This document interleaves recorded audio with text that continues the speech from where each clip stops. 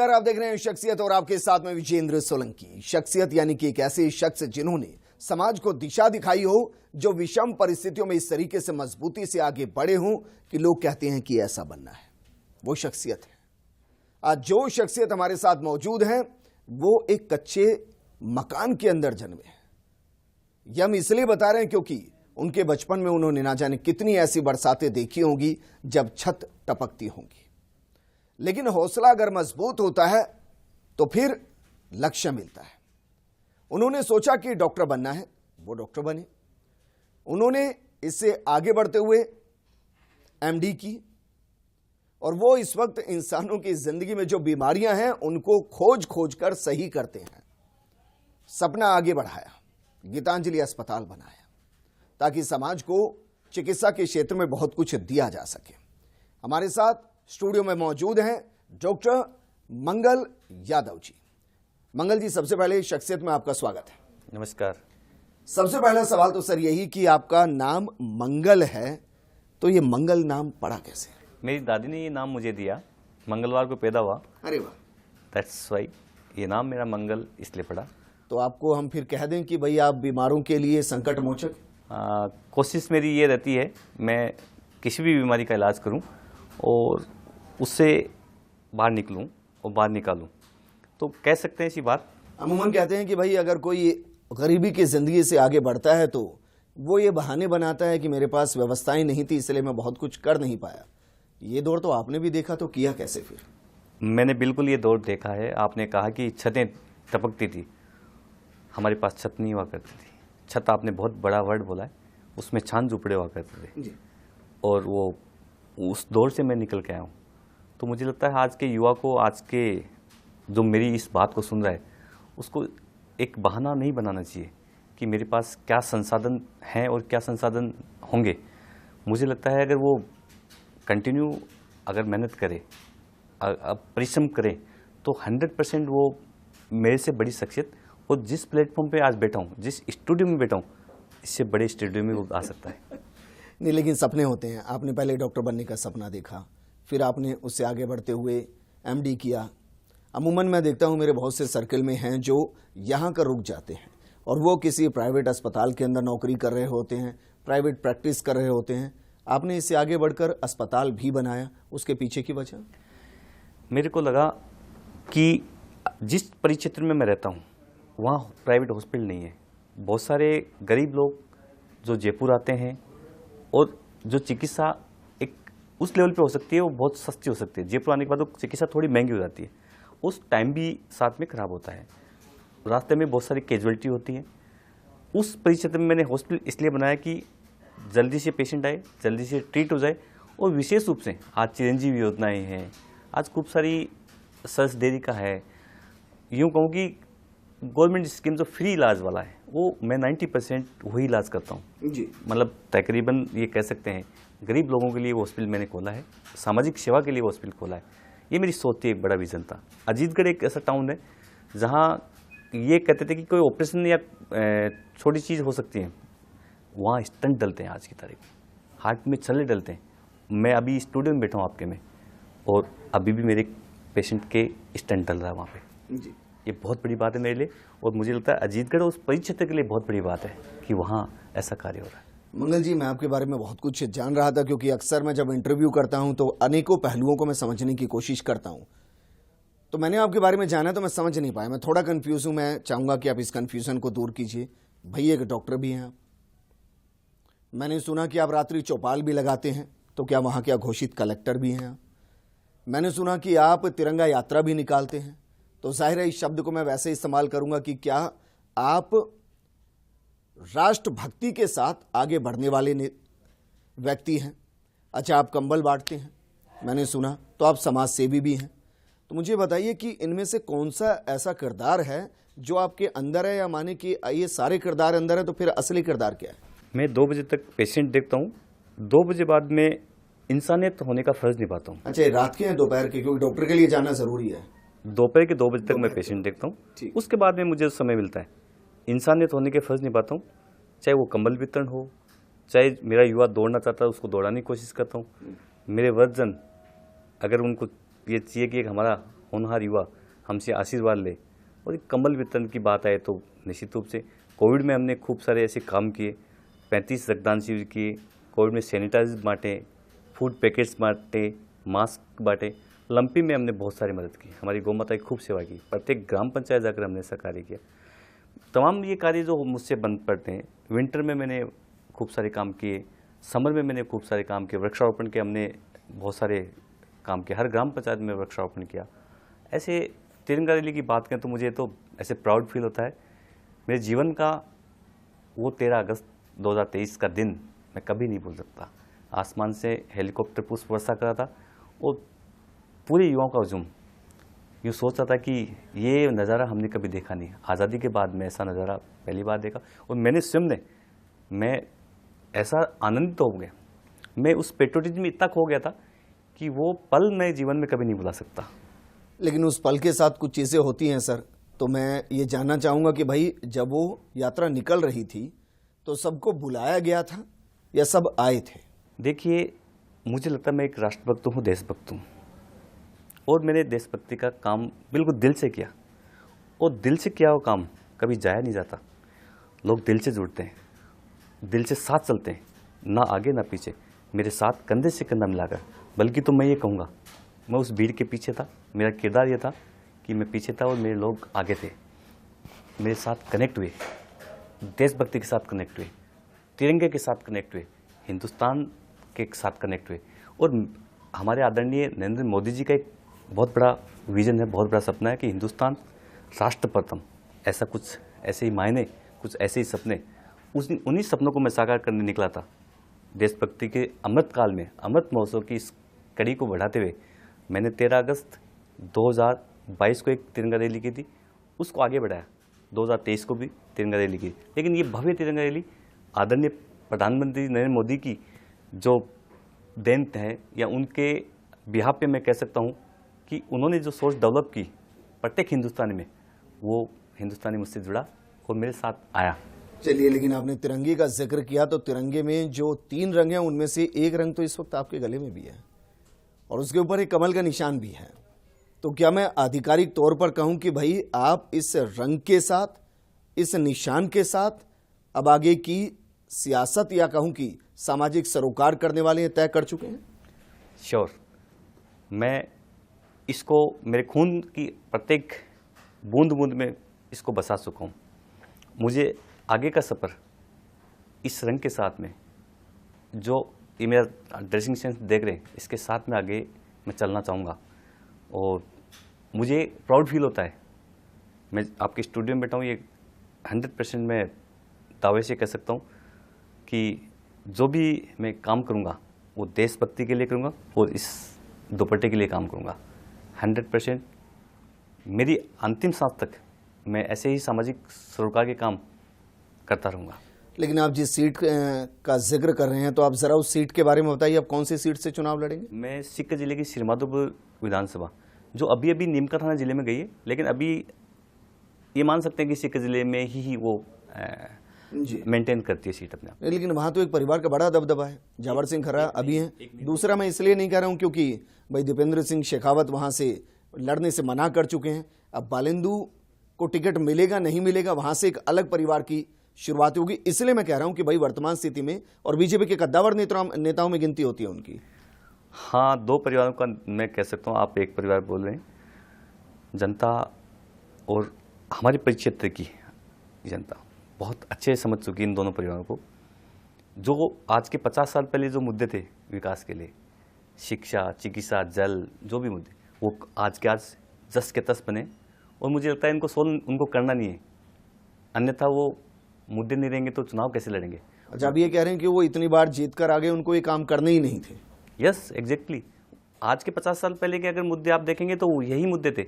हमें पानी लाना है, नहर लानी है, हमें स्कूलें खोलनी है, हमें हॉस्पिटल खोलने हैं, हमें यहाँ लघु उद्योग लाने हैं। लेकिन वो ऐसे कैसे?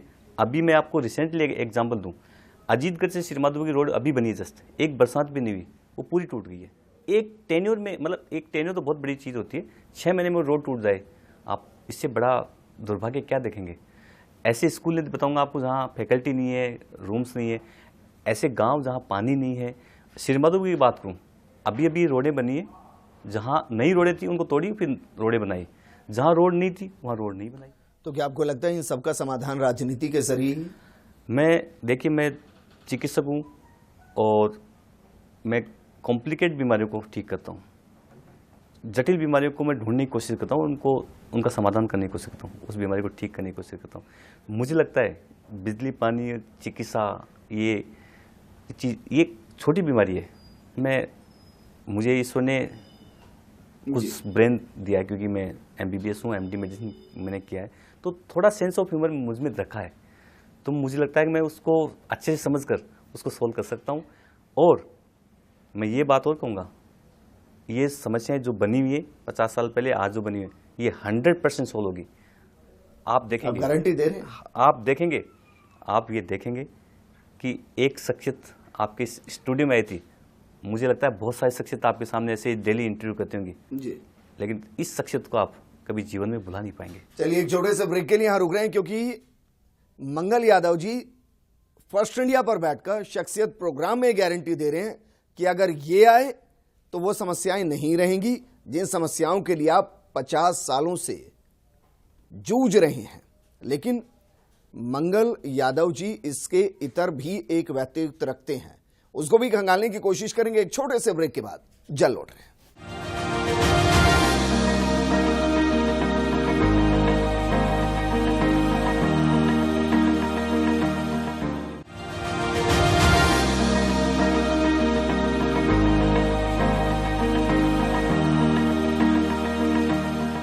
ब्रेक के बाद आपका स्वागत है। आप देख रहे हैं शख्सियत और हमारे साथ मौजूद हैं स्टूडियो में डॉक्टर मंगल यादव जी।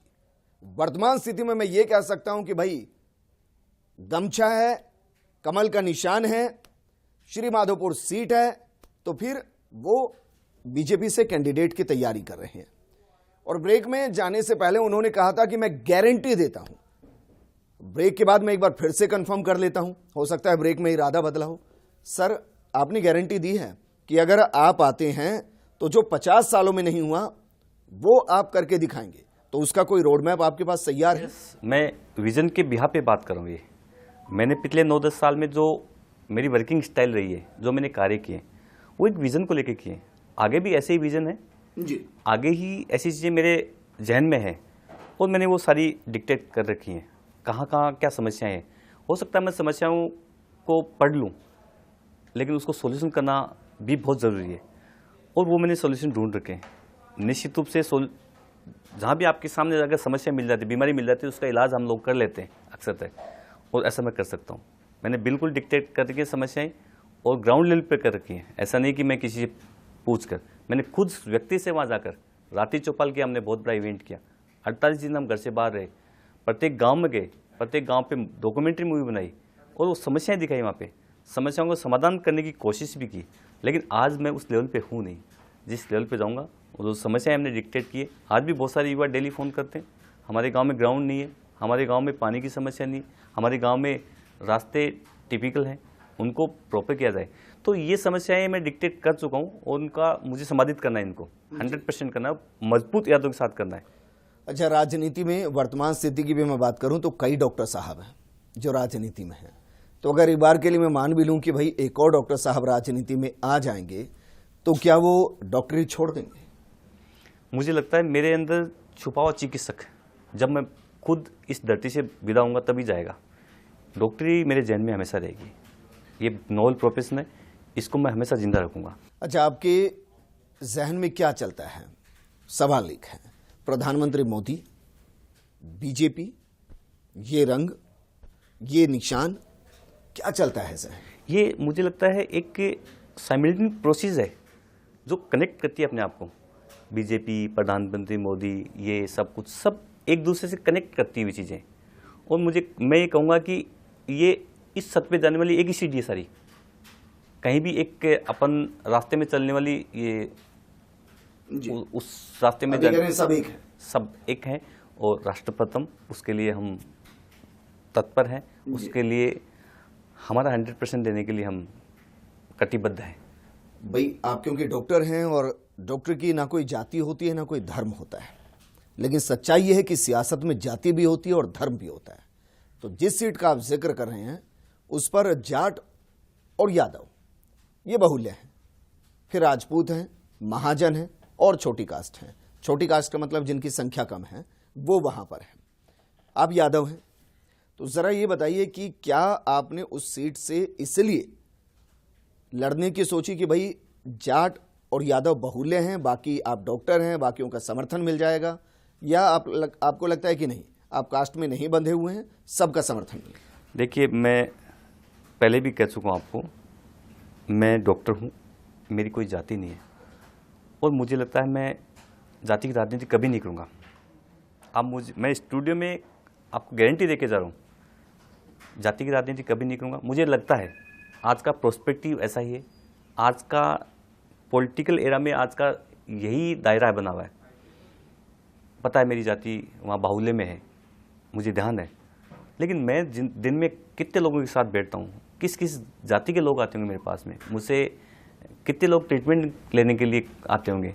मैं कभी जाति में बांध के किसी को ट्रीटमेंट नहीं करता हूँ, ना ही मैं कोई मदद के लिए किसी ऐसे नहीं सोचता हूँ कि ये मेरी जाति का है। एक इंसिडेंटली मेरी जाति बाहुल्य में आती है, ठीक है, अच्छी बात है, मैं उस जाति को रिप्रेजेंट करता हूँ, बहुत अच्छी बात है, लेकिन जाति की राजनीति मैं नहीं करूँगा। सभी 36 जातियों को लेकर चलने वाला इंसान हूँ और उनके ब्याह पे ही मैं आज कह सकता हूँ कि आने वाले समय में कुछ अलग होने वाला है। तो हम मंगल यादव की जगह मंगल श्री माधोपुर वाले सुनेंगे? आपकी इस स्टूडियो की बात को मुझे लगता है दम लग रहा है, मुझे इस बात में बहुत दम है, और ये दोबारा स्टूडियो में आऊँगा तो आपको शायद एहसास होगा कि मैं आपके इंटरव्यू में ये कह के गया था कि आप कह सकते हैं बिल्कुल 100%। अच्छा, हर नेता के पीछे एक हुजूम होता है जिसको हम समर्थक कहते हैं। अगर आप सियासत में आ रहे हैं तो समर्थकों की जरूरत होती है। वो इसलिए होते हैं क्योंकि वो आपके विजन को या किसी नेता के विजन को बाकियों तक पहुंचाते हैं। तो क्या ये टीम आपकी तैयार हो चुके हैं, अभी इंतजार है कि टिकट आए पहले फिर टीम आएगी? टीम तो बहुत अच्छे से तैयार है और टीम को विश्वास भी है कि जो आप बोल रहे हैं वो चीज़ आने वाली है, क्योंकि इशारा मिल गया। इशारा मुझे लगता है अगर आप सच्चे दिल से कुछ चीज़ चाहें तो कायनात भी झुक जाती है। तो मुझे लगता है हमने काम ऐसे किए, हमारी विजन ऐसे, हम सच्चे दिल से काम करने वाले लोग हैं। ये जनता जो आज जुड़ी है वो निस्वार्थ जुड़ी है और मेरे साथ कंधे से कंधा मिलाकर जुड़ चुकी है, और वो चाहती है कि कुछ बदलाव हो, कुछ बदलाव इरादों के साथ और ये विजन पूरे हों। राजनीति में जो आते हैं अक्सर हम देखते हैं कि भाई चल और अचल ये दो संपत्तियां होती हैं, और उसमें इतनी बेजा बढ़ोतरी होती है कि हम समझ नहीं पाते कि समाज सेवा है या कारोबार है। तो जनता के बीच में, क्योंकि आप एक डॉक्टर हैं, इसको कैसे परिभाषित करेंगे कि ये आप तक ना पहुंचे? मुझे ईश्वर ऐसी ताकत दे कि मैं इन चीज़ों में नहीं जाऊं। मुझे ये तो नहीं पता कि किन लोगों के पास अचल संपत्ति कितनी बड़ी है, लेकिन ये मैं कह सकता हूं दावे के साथ में 99% पॉलिटिशियंस 100% उनकी अचल संपत्ति आज आप कैलकुलेट करेंगे तो बड़ी है। लेकिन मैं जिस पार्टी को रिप्रेजेंट करता हूँ उसमें ऐसा ट्रेंड नहीं है जी। वो इस पार्टी का एक विज़न है कि देश हित में, समाज हित में और अच्छे विज़न के साथ काम करने वाले लोगों की कदर यहाँ ज़्यादा होती है। नौजवान जुझारू हो और इंटेलिजेंट क्लास को ज़्यादा ये प्रेफर करती है, चाहे वो सीएज हो, प्रोफेशनल लोगों को ज़्यादा प्रेफर करती हैं और जिनका विज़न बहुत क्लियर हो। मुझे लगता है ऐसे ही कुछ इरादे मेरे हैं। चलिए कुछ रैपिड फायर हो जाए। युवाओं के लिए सबसे पहले क्या करेंगे? सबसे पहले युवाओं के लिए मैं प्रत्येक ग्राम पंचायत में ग्राउंड बनाऊंगा। 100% वो ग्राउंड अच्छे लेवल के ग्राउंड होंगे। अब याद रखिएगा रिकॉर्ड पे है और ये दिखाया जाएगा। यस। और पूछा जाएगा। यस। आज जिस तरीके की स्थिति है और जिस तरीके से बुजुर्ग, हालांकि पेंशन मिल रही है बुजुर्गों को, लेकिन फिर भी आपको लगता है कि बुजुर्गों के लिए एक ऐसी व्यवस्था होनी चाहिए जहां वो वक्त बिता सकें, खुशी से बिता सकें, क्योंकि इस चीज की कमी हमें महसूस होती है कि चौपाली खत्म हो रही है। मुझे ऐसा लगता है कि बुजुर्गों के लिए जो पेंशन मिल रही है वो सफिशिएंट नहीं है बाकी राज्यों के मुकाबले। और भी बहुत सारे प्रोस्पेक्टिव हैं कि जैसे प्रधानमंत्री आवास योजना, जैसे हमने जो हमारे प्रधानमंत्री ने दी है वो उसको और सुदृढ़ करनी और बेहतर, अभी बेहतर हो रही है। वैसे बच्चियों के लिए जनधन खाते हैं, उनमें भी बहुत अच्छा हो रहा है। बच्चियों के लिए मुझे लगता है ये बहुत ज़्यादा बड़ा इंपॉर्टेंट क्वेश्चन पूछा।